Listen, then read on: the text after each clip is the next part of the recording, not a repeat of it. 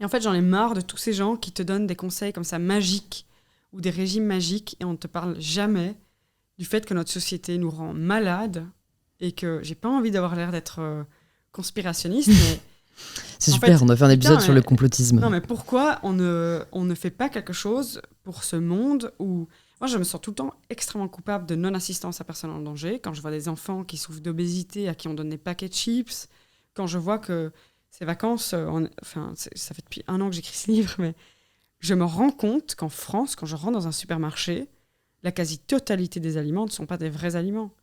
Et en fait, du coup, j'ai fait des recherches sur quand on crée un aliment ultra transformé, qui est irrésistible. Et en fait, il y a vraiment des chercheurs qui dédient leur carrière à créer des aliments irrésistibles et qui créent plein de petits trucs qui font que...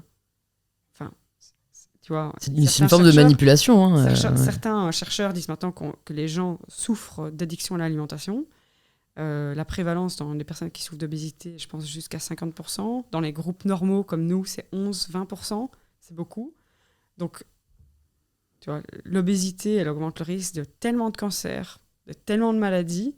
Pourquoi est-ce que personne ne fait rien? Pourquoi est-ce que les personnes influentes ne font rien? Et si tu regardes à partir de demain les comptes Instagram de santé qui te donnent des conseils magiques, tu verras un Coca-Cola qui se balade là. Et ça c'est le truc dont on parle pas assez, je trouve.